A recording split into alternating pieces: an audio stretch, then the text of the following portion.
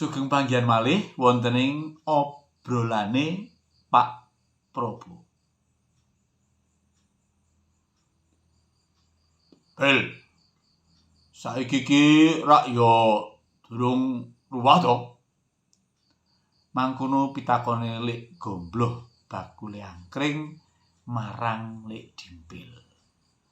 Lek Dimpil gage mangsuli. Durung Kang.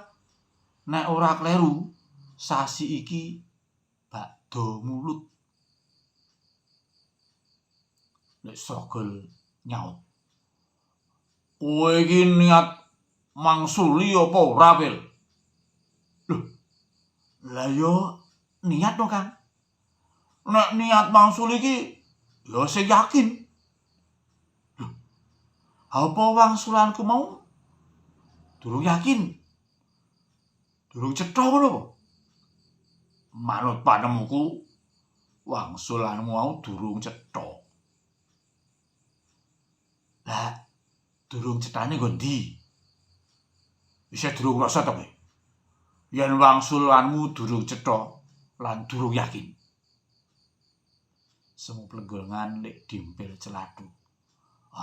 Durung Jek, Kang.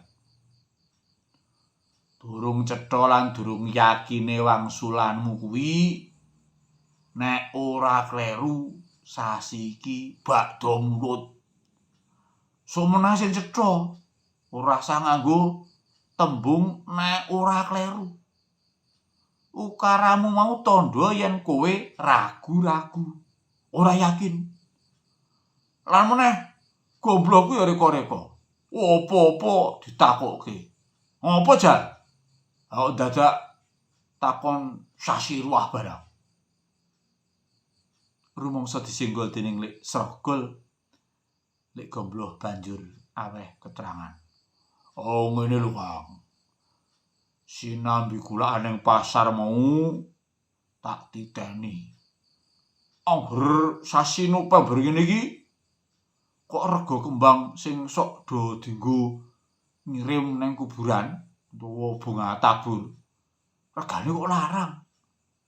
Mongko sasi November iki durung sasi ruwah to. Adate rega kembang larang kuwi nang sasi ruwah. Amarga akeh wong do tuku kembang dienggo ngirim nang kuburan ngono lho, Kang. Saking dene kowe kuwi kulaan mbok ya wis kulaan wae. Kober-kober men nggatekke wong do tuku kembang lan nggatekke reregan kembang. Lah yo mung kepengin ngerti kok, Kang. Aku sing kawit mau nggatekke obrolane wong-wong mau banjur nyaut. Obrolan wengi iki gayeng tenan ya. Lek Gombloh kepengin ngerti marang bab sing diweruhi mau esuk. Lek Dimpil kepengin nyoba nerangake. Dene Lek Srogol tetep wae ngeyel lan waton muni. Aku ngerti apa sing dikarepake dening Lek Gombloh. Gene yo ing sasi November sing dudu sasi kanggo ngurmati lan ngirim arwah kok reregan kembang larang. Gandang selak kepengin ngerti banjur takon. Lah sebabe nopo sih, Pak? Sasi November kuwi ing kapitayanku Katolik mujudake wulan arwah. Padha karo wong-wong Jawa sing nggatekake lan ngirim para sukma kang wis sumare ing sasi ruwah.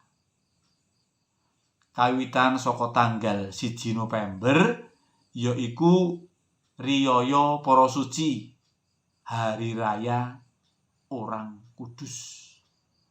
Lan tanggal 2 November riyaya ngurmati arwah utawa hari raya pengenangan arwah kaum beriman. umat Katolik mijikake sasi November iki minangka wulan arwah.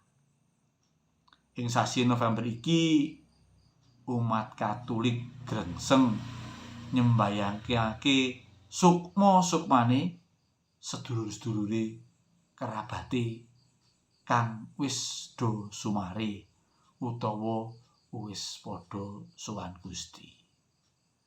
Kejaba sembayang utawa ngadani misa arwah uga nindakake ziarah ing makam, reresik makam, ngirim donga lan tabur bunga ing makam.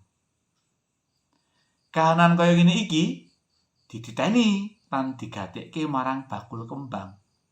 Mula saben wulan November rega kembang dadi larang. Yo anggep wae sasi ruwah lan sasi November dadi rejekine bakul-bakul kembang. Ngono lek gombloh mantuk-mantuk banjur celathu. Oh, dadi sasi November kuwi mujudake wulan arwah tumrape wong-wong Katolik to.